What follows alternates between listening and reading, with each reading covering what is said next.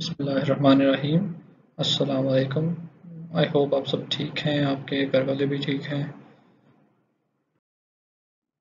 आज हम lecture number 8 पढ़ेंगे। ठीक है, कुछ फॉर्म मेथड के यूजेस हैं उनके बारे में। इसके अंदर हमने लॉजिकल प्रॉब्लम्स कुछ देखनी है और गोल्डन रूल को डिस्कस करेंगे साथ। ओके जी, पहली लॉजिकल प्रॉब्लम जो हमने लास्ट क्लास में डिस्कस की थी, उसी पे हम चलते हैं। ठीक है, वो क्या थी लॉजिकल प्रॉब्लम के हमने एक फोक पे हम पहुंच गए हैं, दोराहे पे। तो वहाँ पर हमने क्वेश्चन करना है कि लेफ़्ट फोक जो है वो लीड कर रहा है रेस्टोरेंट की तरफ कि नहीं। हम जो मकसद है वो ये है कि हम एक ऐसा क्वेश्चन फॉर्मुलेट करें जिसका यस नो में आंसर हो, और वो पर्सन जो वहाँ पर खड़ा है वो नाइट हो या नेव हो। अगर वो यस कहे तो लेफ्ट फोर्क लीड कर रहा हो रेस्टोरेंट की तरफ, और अगर वो नो कहे तो लेफ्ट फोर्क जो है वो लीड ना कर रहा हो रेस्टोरेंट की तरफ। तो ये चीज़ जो है ये हमें चेक करनी है। तो सबसे पहले हम इसके लिए कुछ जो प्रोपोजिशंस है वो सेट कर लेते हैं। पहला वेरिएबल हमने सेट किया जी कि let Q be the question. जो क्वेश्चन हम करना चाहते हैं वो क्यू है।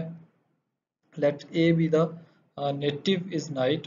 ठीक है, तो ए वो नेटिव है जिसने आंसर करना है, जिससे हम क्वेश्चन कर रहे हैं।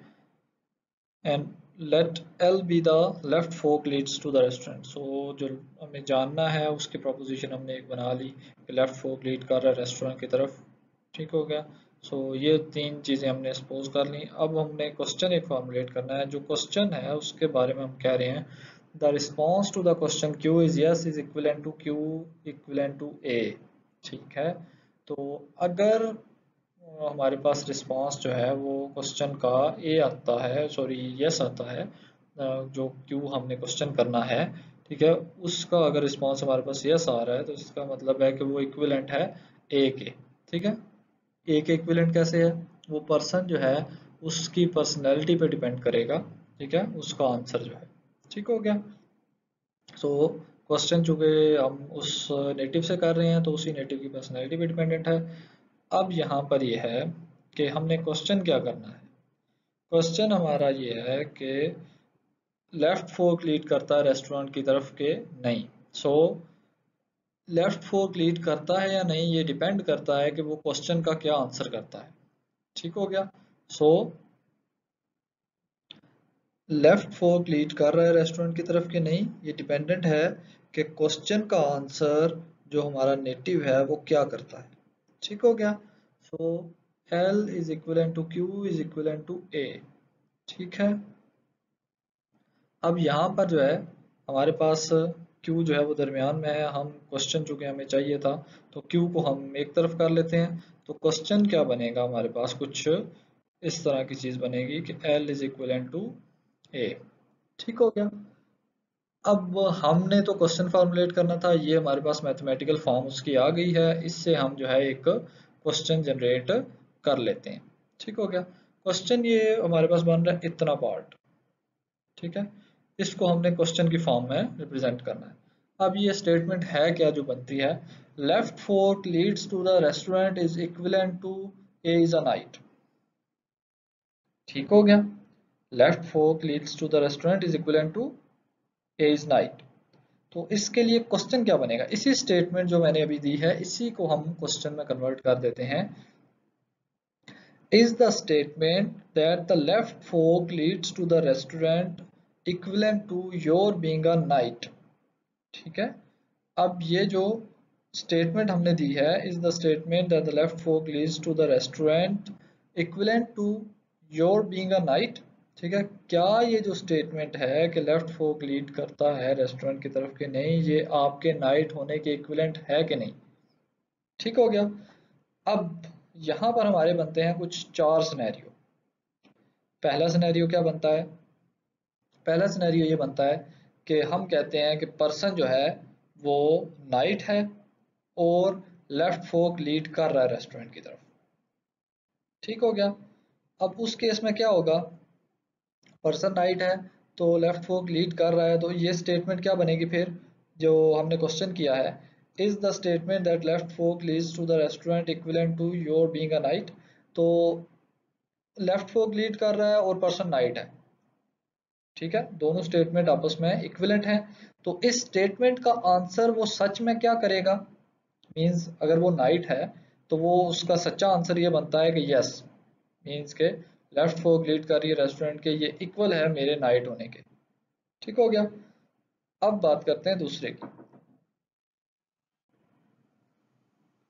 ओके, सो एक स्टेटमेंट तो ये बन गई। दूसरी स्टेटमेंट हमारी ये बनती है कि पर्सन जो है वो नाइट ना हो, मींस के वो नेव हो और लेफ्ट फोर्क लीड कर रहा हो रेस्टोरेंट की तरफ।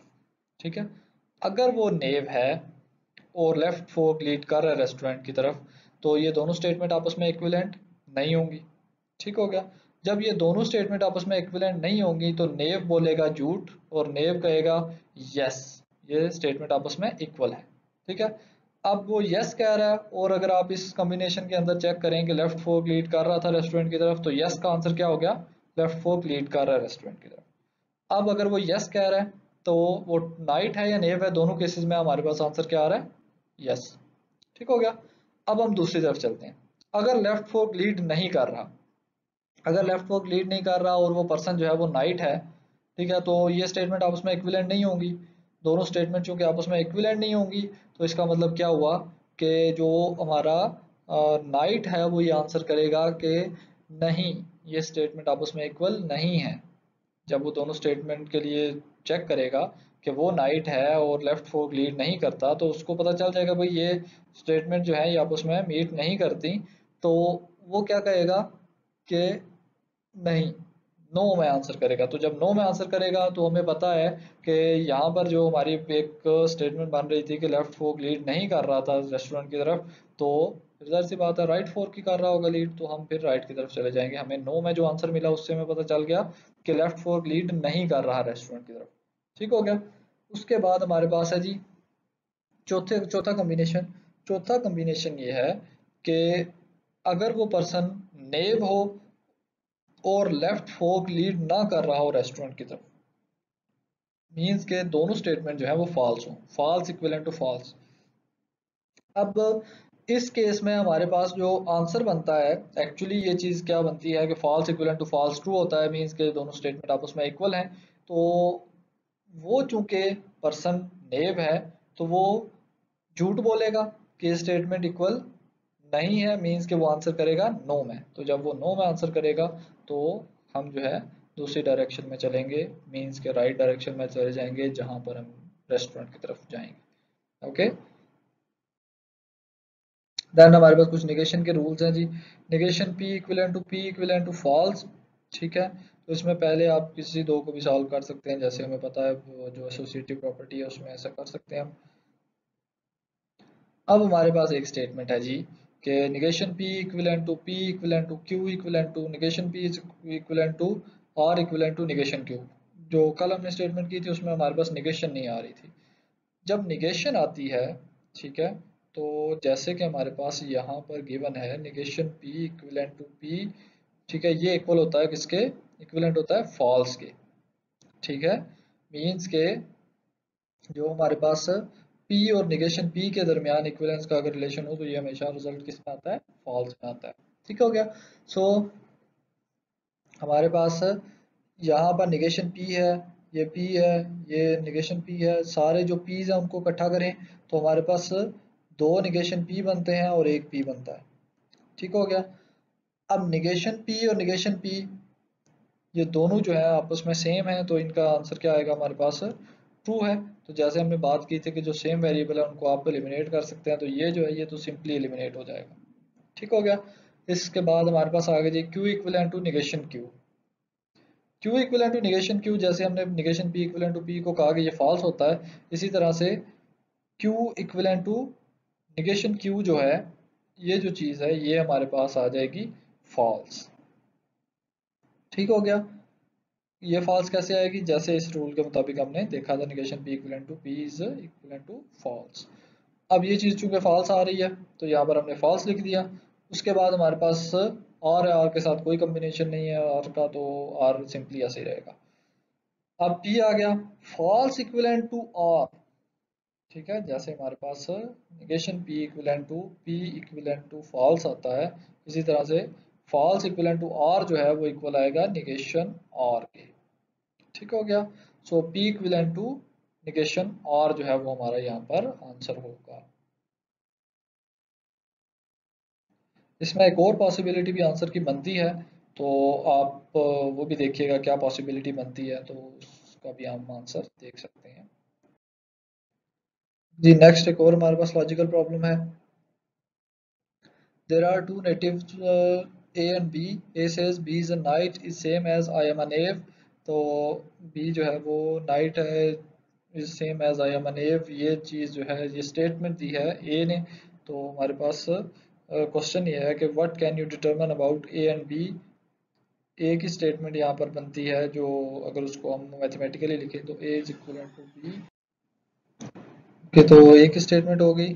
फिर हमारे पास जो एक ये पूरा जो हमारे पास कॉम्बिनेशन बनता है वो बनता है A equivalent to B equivalent to negation A. ठीक है। सो ए की ये पर्सनैलिटी और ये ए की स्टेटमेंट हमारे पास इक्वल हो गई। अब हमने वो कॉम्यूटेटिव प्रॉपर्टी को यूज़ करते हुए एज को इकट्ठा करना है। एज हमारे जो है वो इकट्ठे हो गए, A equivalent to negation A is equivalent to B. अब यहाँ पर हमारे पास A equivalent to negation A का आंसर क्या बनता है हमारा फॉल्स। तो false equivalent to B which is equal to negation B. अब बी के बारे में हमें जो है स्टेटमेंट से कंफर्म हो गया कि वो जो है नेव है। ठीक हो गया। ए जो है उसके बारे में आप क्या कहते हैं। ठीक है। ये स्टिल एक क्वेश्चन मार्क है इस पे हम चूँकि ए का कोई हमारे पास आंसर आया नहीं, यहाँ पर एक इस कॉम्बिनेशन जो फाइनल बना है इसमें कोई ए के रिलेटेड हमारे पास प्रोपोजिशन नहीं है, तो ए के बारे में हम फिर कुछ नहीं कह सकते। ठीक है। देन है जी हमारे पास गोल्डन रूल है, P and Q equivalent to P equivalent to Q equivalent to P or Q. ये पूरी स्टेटमेंट जो है इसको गोल्डन रूल कहा जाता है। ठीक हो गया। फिर इम्प्लीकेशन है हमारे पास, इम्प्लीकेशन का rule P implies Q equivalent to P equivalent to P and Q, P implies Q equivalent to P or Q. ठीक है, ये हमारे पास रूल्स हैं। अब इनका यूज़ क्या है कि अगर आपके पास किसी जगह पे सिर्फ पी एंड क्यू लिखा हुआ है तो आप उस पूरी स्टेटमेंट जो पी एंड क्यू है उस पूरे को रिप्लेस कर सकते हैं P equivalent to Q equivalent to P or Q. ठीक हो गया।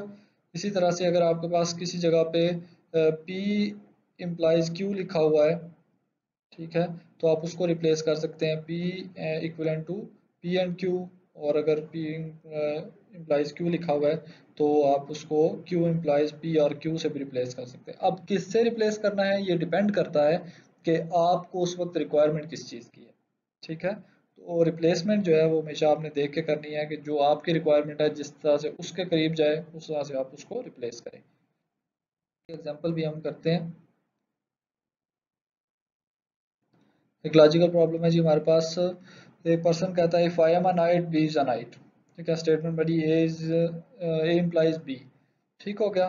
तो ये चूंकि ए की स्टेटमेंट है, A equivalent to A implies B, तो जैसे हमने पीछे इम्प्लीकेशन का एक रूल पढ़ा उसके मुताबिक क्या बनता है हमारे पास, ए इक्विवेलेंट टू जो ए इम्प्लाइज बी है, ठीक है, इसको हम रिप्लेस कर सकते हैं किसके साथ, A equivalent to A and B के साथ। ठीक हो गया। तो इसका हमारे पास क्या आंसर होगा जी, ए एंड बी। अब यहाँ पर हम और वाला भी कॉम्बिनेशन यूज कर सकते थे कि equivalent to B equivalent to A और बी। ठीक है, लेकिन और अगर स्टेटमेंट आ जाती और फिर उसके बाद हमारे पास यहाँ पर बी आ जाता तो हम सोल्यूशन की तरफ ना जाते। हमारे पास ए आया है, तो जब ए हमारे पास मौजूद है तो ए और ए जो है चूंकि दोनों इक्विवेलेंट हो जाते हैं, तो ये जो है रिमूव हो सकती है यहाँ से क्वांटिटी जो भी हमारे पास है, ये वैल्यूज हम यहाँ से रिमूव कर सकते हैं। लेकिन अगर बी होता है इसकी जगह पे तो हम उसको रिमूव ना कर पाते। तो ये सोच समझ के आपने इसको रिप्लेस करना है कि किससे रिप्लेस किया जाए कि आपके पास जो आंसर है वो प्रॉपर आए। ठीक हो गया। ओके जी, लॉजिकल प्रॉब्लम है आज। Three of the inhabitants A, B and C were standing together in a garden. A stranger passed by and asked A, are you a knight or a knave? Or A answered, but the stranger couldn't understand. So A, B and C तीन inhabitants हैं उसी island के, और एक stranger जो है वो गुजर रहा है वहाँ से, उसने ए से पूछा है कि आर यू नाइट और नेव। ए ने कोई आंसर किया है लेकिन स्ट्रेंजर को समझ नहीं आई। The stranger then asked B, उसने फिर बी से पूछा है व्हाट डिड ए से, कि ए ने क्या कहा है। तो बी ने कहा है जी A said that he is a knave. ठीक है, तो ए ने कहा है जी कि वो नेव है। At this point the third C, ठीक है, वो said don't believe B, he is lying. ठीक है, अब यहाँ पर यह है कि सी जो है वो बोल उठा, उसने कहा जी कि बी की बात पे यकीन ना करें, वो झूठ बोल रहा है। तो what are A B and C, ये हमारा क्वेश्चन है। इसको हम देखते हैं कि बी की स्टेटमेंट थी कि ए की स्टेटमेंट तो चूंकि हमें समझ ही नहीं आई, ठीक है, तो ए की स्टेटमेंट हमने नहीं लिखी फिर। ठीक हो गया। सो बी की स्टेटमेंट को समझ आई तो उससे हमने लिखा कि A equivalent to negation A. B ने कहा था कि ए कह रहा है कि वो नेव है, सो ए इक्विवेलेंट टू निगेशन ए। और फिर सी की स्टेटमेंट है, सी ने कहा है कि बी जो है वो नेव है, मीन्स के बी झूठ बोल रहा है, वो सो झूठ बोलने वाला नेव ही होता है। सो सी की स्टेटमेंट बनी हमारे पास क्या, निगेशन बी। अब हमारे पास बन गई कॉम्बिनेशन, इसका बनता है जी के बी की स्टेटमेंट के अकॉर्डिंग हमारा कॉम्बिनेशन बन रहा है B equivalent to A equivalent to negation A, और सी की स्टेटमेंट हमारे पास बन रही है C equivalent to negation B. दोनों के दरमियान एंड जो आया है ये बिल्कुल वैसे ही है जैसे हमने वो सुपरमैन वाली एग्जांपल में किया था कि जितनी स्टेटमेंट्स इकट्ठी लिखी हुई हैं उन सबको आपस में एंड कर दें। ठीक हो गया। सो इसी तरह से हमने इसके दरमियान एंड कर दिया है। अब इसको हम मजीद सॉल्व करने की कोशिश करते हैं। यहाँ पर हमारे पास है जी ए इक्विवेलेंट टू निगेशन ए, तो ये हमारे पास हो जाएगा फॉल्स, और हमारे पास फॉल्स इक्विवेलेंट टू बी जो है वो बन जाता है निगेशन बी। ठीक हो गया। सो ए इक्विवेलेंट टू निगेशन ए बना फॉल्स, और बी के साथ उसका जब हमने इक्विवेलेंस ली तो निगेशन बी हो गया। सो हमारे पास बाकी बचा B and negation B and C equivalent to negation B. ठीक हो गया। अब इससे जो है हमने फर्दर सोल्यूशन निकालना है, जो कि हमारे पास आता है निगेशन बी एंड सी। अब ये चीज के निगेशन बी एंड सी ये कैसे आया है, इस ऊपर वाली स्टेटमेंट से इन दोनों को मैंने रेड भी किया हुआ है। ये आपने देखना है कि ये कैसे ये सॉल्यूशन आया है। आप लोग ट्राई करेंगे, मुझे इसका आंसर निकाल के देंगे, फिर हम इस पे मज़ीद डिस्कशन करेंगे। ठीक हो गया। अगर ये क्वेश्चन कहीं पे किसी असाइनमेंट में, किसी क्विज में, या यहाँ पे एग्जाम वगैरह में आता है तो मैं उम्मीद करूँगा कि आप पूरे का पूरा जो प्रोसेस है वो लिखेंगे। ठीक है, ट्राई करिएगा इस प्रोसेस पूरे को कि ये कैसे बनता है। ठीक है, अगर प्रॉब्लम हुई तो फिर हम इस पे इंशाल्लाह वर्कआउट कर लेंगे।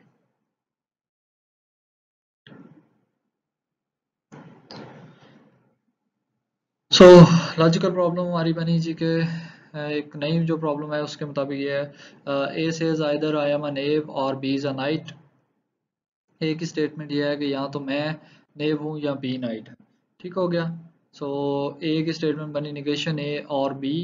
तो हमारे पास जो है ए इक्विवेलेंट टू, हमने निगेशन ए को कन्वर्ट कर दिया ए इक्विवेलेंट टू फॉल्स के। ठीक है, A equivalent to false equal होता है निगेशन ए के, सो हमने उसी निगेशन ए की जगह पे ए इक्विवेलेंट टू फॉल्स लिख दिया। तो इससे हमारे पास कॉम्बिनेशन कुछ इस तरह से बना कि ए इक्विवेलेंट टू ए और बी इक्विवेलेंट टू फॉल्स और बी। अब यहाँ पर हमारे पास डिस्ट्रीब्यूटिव हमने रूल अप्लाई किया है।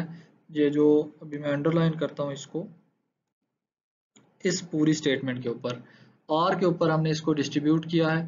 ठीक है, आर के ऊपर। सो बी और ए मीन्स के ए और बी यहाँ पर लिखा हुआ है इक्विवेलेंट टू फॉल्स और बी। ठीक हो गया। सो ये दोनों स्टेटमेंट जो है ये हमारे पास उसी तरह से ऊपर से सॉल्व करने से ही आई हैं, जो डिस्ट्रीब्यूटिव प्रॉपर्टी हमने अप्लाई किया उसके मदद से। ठीक हो गया। अब फॉल्स और बी का क्या आंसर होता है, हमारे पास आंसर में पता है कि फॉल्स और पे कोई इफेक्ट नहीं करता, तो हमारे पास आंसर सिर्फ बी आएगा। तो ए इक्विवेलेंट टू ए और बी इक्विवेलेंट टू बी। ठीक हो गया। सो हमारे पास हमें पता है कि गोल्डन रूल के मुताबिक ये आंसर करता है कि इसमें ए एंड बी में। ठीक हो गया। सो ए एंड बी का क्या मतलब हुआ कि ए भी नाइट है और बी भी नाइट है। ठीक हो गया। सो लॉजिकल प्रॉब्लम से जो हमने डिड्यूस किया उसका रिजल्ट यह है कि ए और बी दोनों नाइट हैं। ओके जी, ये हमारे कुछ रेफरेंस है जी, इसमें हम जो बुक यूज़ कर रहे हैं। Thank you so much. अपना बहुत सारा ख्याल रखिएगा। अल्लाह आप सबकी हिफाजत करे, आप सबके घर वालों की भी हिफाजत करे। अल्लाह हाफिज़।